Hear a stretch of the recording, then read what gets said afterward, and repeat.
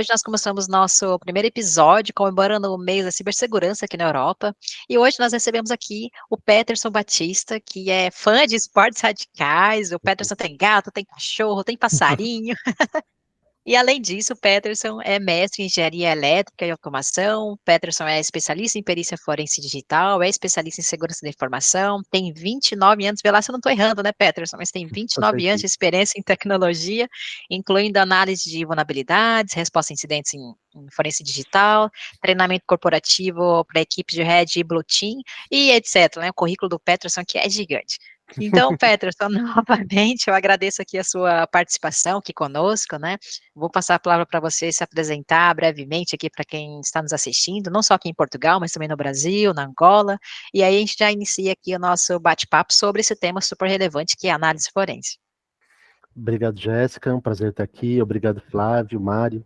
Realmente é muito pertinente o que vocês fazem, né? Todos esses assuntos que vocês trazem é de extrema relevância e importância para o mercado global, né, que a gente vive hoje, que é essa parte de segurança, né? E assim, são temas muito, muito importantes. Por quê? Como você colocou, né? Eu tenho aí algumas, né, relevâncias em questão de segurança. Eu gosto muito de estudar, né? Então, durante todo esse meu tempo, né, de vida profissional, eu busquei sempre me aprofundar em segurança da informação, em tecnologia, porque eu vi que existia uma convergência do mercado, né? E essa convergência levava a todas as áreas para dentro da tecnologia, né? Tanto que hoje você não tem nenhuma área que fale, não, essa área não usa absolutamente nada de tecnologia, né? Então, a tecnologia se tornou uma coisa imprescindível para o ser humano, né? Tanto que, assim, alguns seres humanos até, ele perde o braço, mas não tira o celular da mão, né? É Então, verdade. a tecnologia, ela se tornou uma coisa muito inerente à vida humana, né? E por conta disso, claro, né, a gente tem diversas vulnerabilidades, nós temos diversos problemas de segurança, né, problemas humanos em si também que envolvem toda essa situação. E por conta disso é que eu fui me especializando em diversas áreas, e uma delas, né, onde eu me tornei um expert, né, um perito, que é nessa parte de perícia forense digital, né. Bom, só para poder entender o que seria essa perícia forense digital, né? Ela é um pouquinho diferente da perícia comum, como uma perícia médica, uma perícia trabalhista, né? Por que ela é diferente? Porque pensa o seguinte, ou uma perícia criminal até, né? Quando você tem um crime, né? Alguém baleou outra pessoa, você tem uma cena de crime que é ali o lugar, né? A casa ou o espaço onde aconteceu o crime. E você tem os componentes daquele crime, né? Você tem a vítima, você tem a arma do crime, você tem elementos separados que compõem a cena de crime. No âmbito digital, tudo se confunde, né? Como assim se confunde? Pensa que o celular, ele é a minha área, né? O meu espaço onde o crime aconteceu. Ele também é a arma, então o próprio celular pode ser ambas as coisas. E a vítima é o usuário daquele dispositivo. Ou ele também pode ser o atacante, né? Então a perícia digital, a perícia forense digital, é uma coisa ainda muito nova, não só no Brasil, né, mas no mercado global. E ela tem tomado um certo corpo, uma certa forma, justamente por quê? Por conta dessa convergência das áreas para a tecnologia, acabou acontecendo que os crimes migraram. Então você deixou de existir, né, ou diminuiu muito os crimes físicos no nosso mundo físico, no nosso mundo real, e esses crimes migraram para o ambiente virtual, né? Tanto que nós temos aí, né, principalmente no Brasil, o Brasil houve um aumento de 200% em ataques, né, usando tecnologia. No mercado global houveram também imensos aumentos de crimes virtuais, né? Então por isso eu fui para essa área de perícia forense digital, né? E também, assim, é muito interessante. Eu gosto muito da área, né? Todo caso é um desafio, todo caso tem uma dinâmica diferente, são elementos diferentes, e essa parte investigativa, né, para mim me chama muito a atenção. Então é basicamente isso que eu faço. Muito bom, Peterson. E, Peterson, nesses anos todos de carreira, né, assim, qual foi um dos casos, assim, interessantes, ou até mesmo é, diferentes, né, que você chegou a Uhum. analisar, né? Provavelmente você deve ter pego muita análise que a gente vê de crimes envolvendo menores de idade, né, nessas situações. Infelizmente. É. Então, assim, o que que você chegou a analisar que chamou um pouco mais a sua atenção, assim, às vezes, pelo tipo do crime digital, né, ou a forma como o crime foi feito, assim? É. Bom, eu tenho muitos casos, né? Que eu poderia estar comentando aqui, a gente poderia ficar o dia inteiro falando sobre casos desde cômicos, né? Situações realmente cômicas ali, que na hora que você vai fazer um laudo, você fica até meio, né, constrangido de escrever um laudo, né? E outros que são casos muito sérios, casos que realmente, como você colocou, sempre que tem alguma coisa que envolve criança, são coisas que me tiram o sono, né? Que me deixa num estado emocional abalado, né? Porque assim a gente tem contato com certas coisas ali que eu acho que não deveria existir só em filme de terror, né? Mas infelizmente está no nosso mundo real, né? Bom, eu trabalhei em alguns casos, né? Como eu disse, alguns que envolviam a situação de fragilidade de menor, né, em questão de incesto, em questão de, apesar de no Brasil o incesto em si não é crime, mas quando envolve menor de idade, sim, né, ele se torna crime por conta do aliciamento do menor. Então, assim, disponibilização de fotos, de vídeos, de imagens, né? E certas situações que daí você tem que periciar aquilo, você tem que ver aquelas situações quadro a quadro num vídeo para pegar o maior número de detalhes possível, para evidenciar onde foi feito, quando foi feito. Você pega aquela informação, vai atrás dos dados, que a gente chama dos metadados, né? Para buscar informações realmente quando aquilo foi criado, por quem, né? Quem foi o autor daquilo tudo.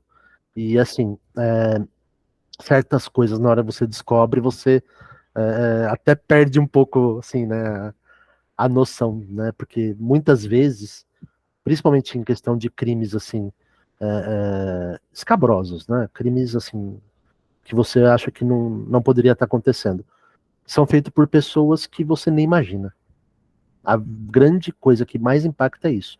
Não são, às vezes, crimes que acontecem em um âmbito de fragilidade social. Acontece muito nesses lugares, tá?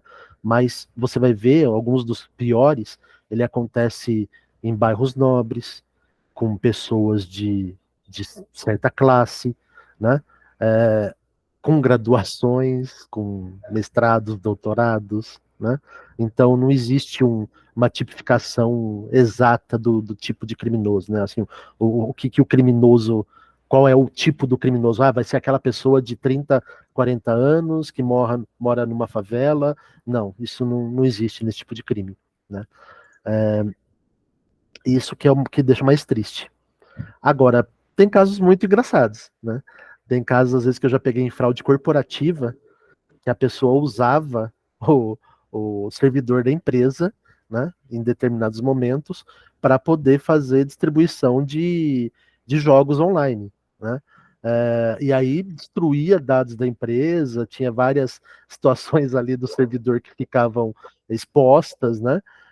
E aí, na hora que você vai investigar o porquê daquilo lá, era um dos usuários lá que estava fazendo disponibilização de conteúdo ilegal usando os servidores e a rede da empresa, né? Mas assim, tem de tudo, né? Infelizmente tem de tudo. É verdade, Peterson. E assim, Peterson, a gente gosta sempre de falar de desafio, né? E Uhum. quais são os desafios mais comuns, assim, que você tem enfrentado ou que você enfrenta nas investigações forenses? Literalmente a velocidade da informação, né? O cybercrime, ele tem muito mais dinheiro do que nós da área de segurança, né? O cybercrime tem vamos falar a verdade, né? Ele tem um faturamento aí maior do que muito país de primeiro mundo, Nossa, né? é verdade. A última vez que eu vi, se eu não me engano, era 600 bilhões de dólares, né? Equivalente ao PIB da Áustria, né? Então, assim, é muito dinheiro. Então, a velocidade que eles conseguem tecnologia, que eles conseguem estar à frente, para desenvolver as vulnerabilidades que eles encontram, para explorar, né, essas vulnerabilidades, é muito mais rápido. Então, o maior desafio é você estar ali preparado para qualquer tipo de situação, né? Então, literalmente, você tem que ficar procurando também chifre em cabeça de cavalo, para que na hora que aparecer um cavalo com chifre, você está preparado para poder atuar, né? Então, esse É. é o maior desafio. Sim, e você pode partilhar aqui em Portugal, né, compartilhar no Brasil, mas você pode compartilhar, Peterson, um exemplo de um caso em que esse seu trabalho, né, tão importante, mas uma análise forense foi fundamental? Olha, teve um caso também bastante inusitado, né? Que eu fui convocado para trabalhar como auxiliar da justiça, né? Então, aí eu não sou perito de nenhuma das partes, né? E sim, por exemplo, de um delegado federal ou de um promotor de justiça, né? Ou do próprio juiz, aonde houve um acuso, a menina acusou um rapaz de estupro, ele foi preso, né? De início. E aí me chamaram para poder trabalhar em cima do caso, porque ele alegava que ele era inocente, que na verdade ele tinha terminado o namoro com ela e ela acusou ele de estupro, né, por conta do término do relacionamento, né? E assim, como eu disse, o fator humano ele é muito interessante, né? Porque na hora que você entrevista as pessoas, né? Porque existe uma parte, às vezes, dependendo da situação do crime, você faz a entrevista forense, né? Essa entrevista você usa, sim, por exemplo, um tipo de ataque, né? Digamos assim, da segurança da informação, você usa muito da engenharia social, né? Para poder ali conseguir a empatia, né? Conseguir destravar a pessoa para que ela consiga te dar as informações que você precisa. Então, na entrevista forense, é, do jeito que perguntava as coisas para ela, ela realmente acreditava, né, que ela havia sido estuprada, né? Só que aí, analisando, por exemplo, a gente conseguiu, né, acesso, né, através de mandado judicial, às caixas de e-mail, a conversas de celular, trocas de mensagens, tal, e conseguiu estabelecer toda a cronologia, desde quando iniciou, né, aquela fase do pré-relacionamento, relacionamento, tudo que aconteceu, até o fim do relacionamento, né? E justamente logo após, né, quando ele termina com ela o relacionamento, né, 4 dias depois ali ela vai e faz uma acusação, uma falsa acusação, né, no caso, de estupro.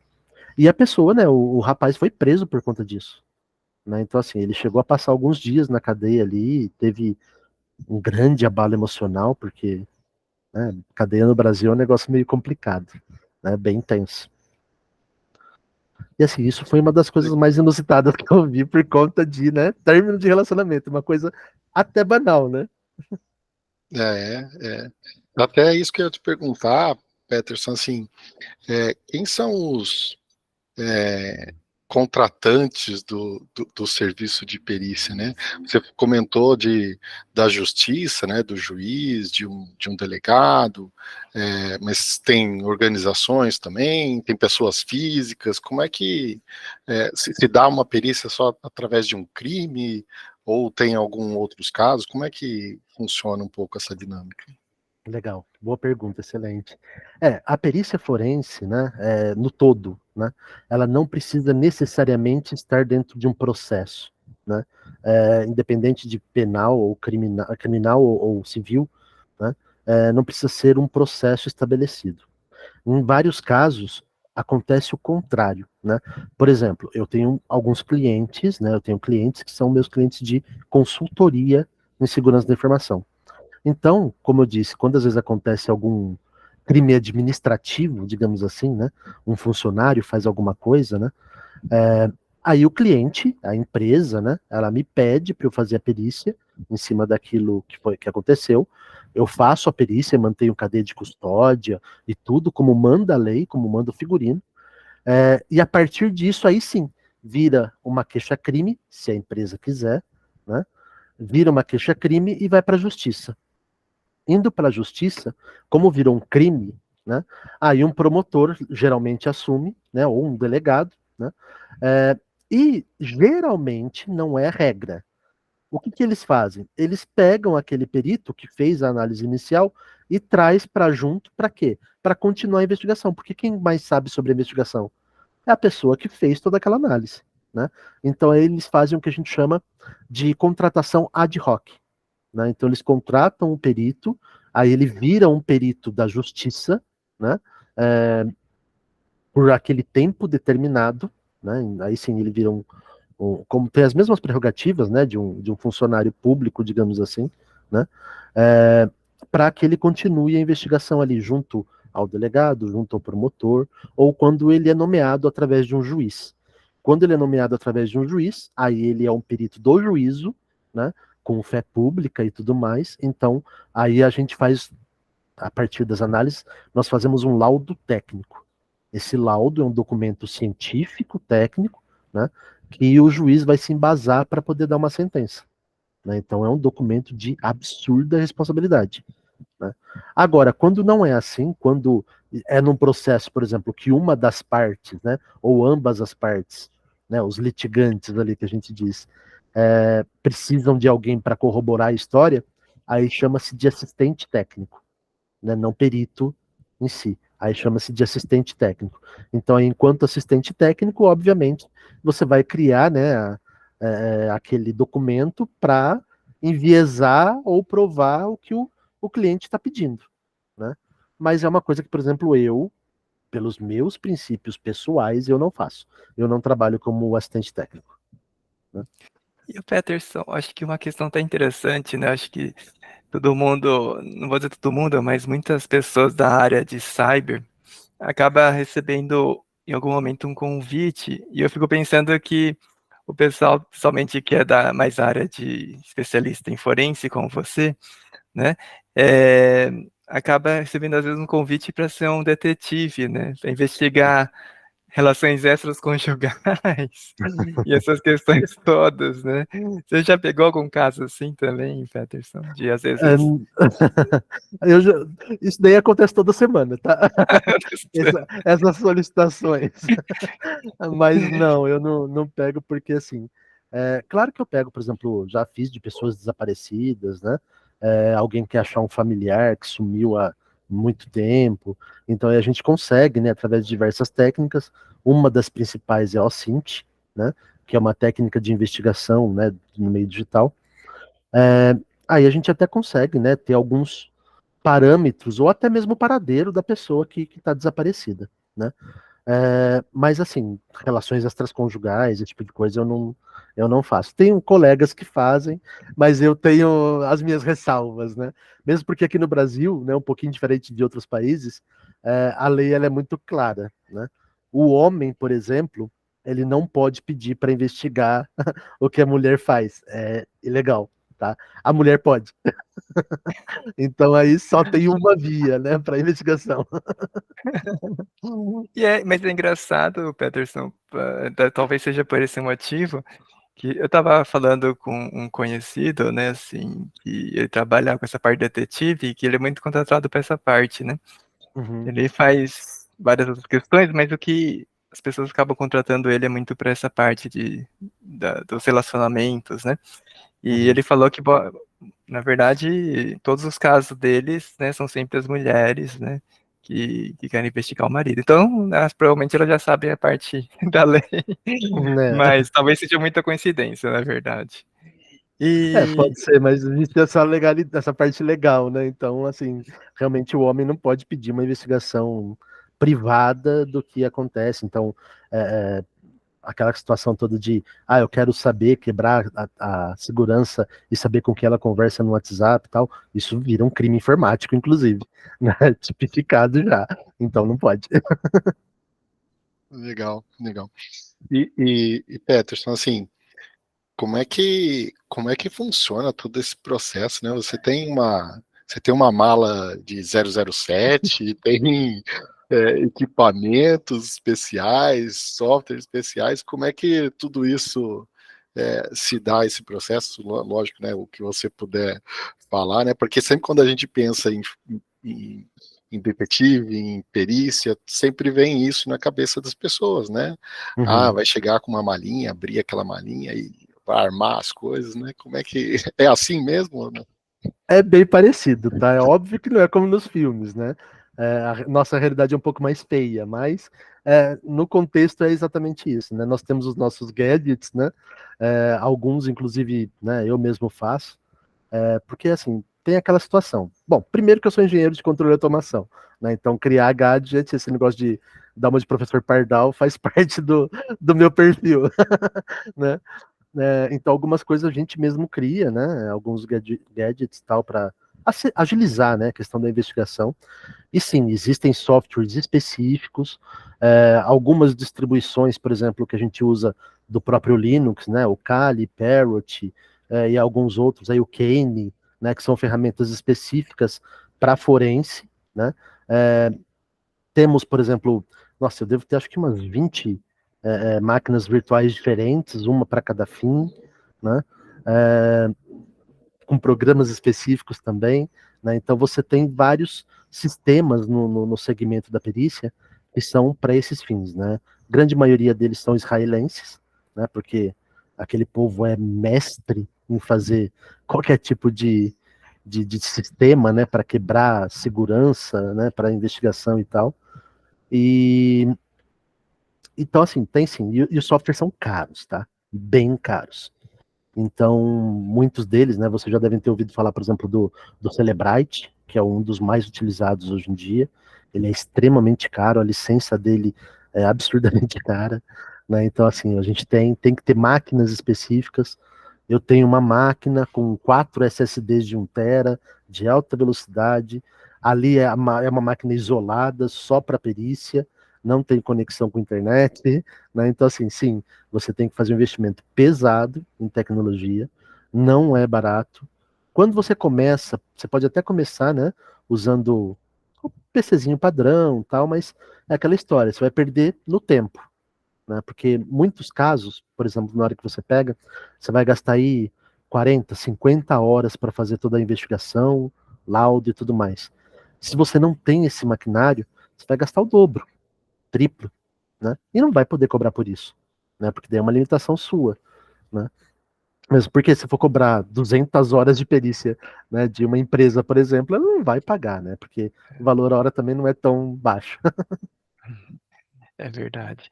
E o Peterson, me fala um pouco mais, né? Você aí que além de ser, né, engenheiro, tem a formação em tecnologia, também bacharel em direito, né? Bacharelando. Me Enquanto. bacharelando em direito, exatamente. Me fala, me explica um pouco mais, né? Acho que é uma questão que eu acredito que seja muito interessante. É a relação até entre as leis de proteção de dados, a parte da perícia forense, né? Porque a Uhum. gente acaba tendo que lidar muito com incidente de vazamento de dados, né? Incidentes que são críticos, e até entender um pouco de que se de repente você até se envolve, né, durante essas perícias, nesse tipo de incidentes que envolve grandes vazamentos de dados, né? Sim. Inclusive, né, bom você ter colocado esse assunto. Hoje em dia eu vejo um gap enorme nas empresas, que é não ter um expert, né, um perito forense digital na equipe de TI, por exemplo, de uma grande empresa. Por quê?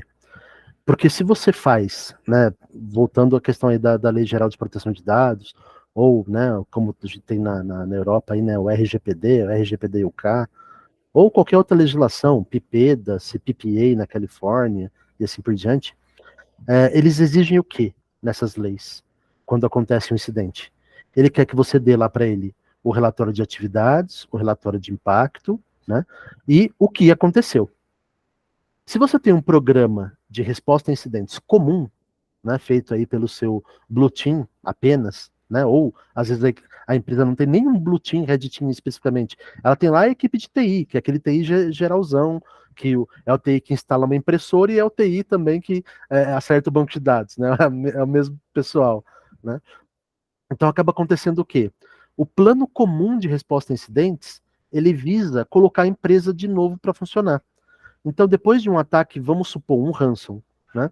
Teve um ataque de ransomware, é, a empresa vai lá, por mais que ela tenha lá o backup, eles vão lá, zero os servidores e volta o backup. Ele acabou de destruir todas as provas. Né? Tudo bem, ele fez lá a resposta a incidente, colocou a empresa para faturar de novo, mas ele acabou de destruir todas as provas. Como que ele prova que não foi intencional? Como que ele vai provar para a autoridade que aquilo foi um ataque externo e não um insider, né? Um ataque interno? Ele não tem essas provas. Ele não tem como colocar e provar, evidenciar, ou nem contar a história de como aconteceu aquilo. Né? Então, hoje, você tem que criar um plano de resposta a incidentes preparado já para o forense digital. Né?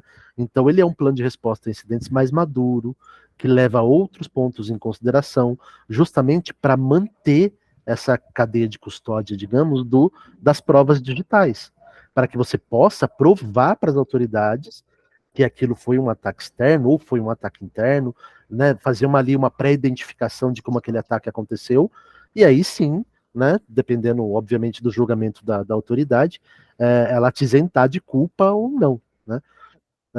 Então, é muito importante ter na equipe de TI, né, na equipe ali de resposta a incidentes, alguém que tenha essa expertise. Né? Só que é muito raro, porque você precisa de uma gama de conhecimento enorme, você precisa de experiência nessa gama de conhecimento enorme, né? Não é só você ter a teoria, né? E você tem que ser muito dinâmico, muito rápido e controlar as emoções. Já teve situações, por exemplo, que em War Room, né, em uma resposta a incidentes ali, que tinha acabado de acontecer um incidente, o pessoal de TI saiu chorando, literalmente chorando, né, aos prantos, né? Porque ele se descontrolou emocionalmente. Isso acontece, é comum. Então você tem que ter uma austeridade ali ainda para permanecer, né, tranquilo e ir atrás do que você precisa, né? Então é bem complicado. Outro Mas ponto muito. interessante, pode falar. Não, pode continuar, Peterson. Outro ponto interessante, né, só para complementar, que toda essa questão, né, da resposta a incidentes com forense digital, ela não só traz uma tranquilidade para a empresa, né, em questão de poder ter todas essas evidências e tal, como na verdade ele traz um outro olhar, né, para a empresa em questão de qualidade, né, porque o perito forense digital geralmente ele tem outras qualidades inerentes a ele. Por exemplo, eu sou engenheiro, né, então para eu ver processos, identificar falhas em processos, é muito mais nítido para mim do que uma pessoa de outra área. Né? Então essas particularidades às vezes acaba também transformando não só a área de tecnologia, não só a resposta a incidentes, mas outras áreas da empresa de negócios mesmo. Né? Então é uma mudança bem grande aí em todas as áreas. Nossa, muitos casos interessantes que você mencionou.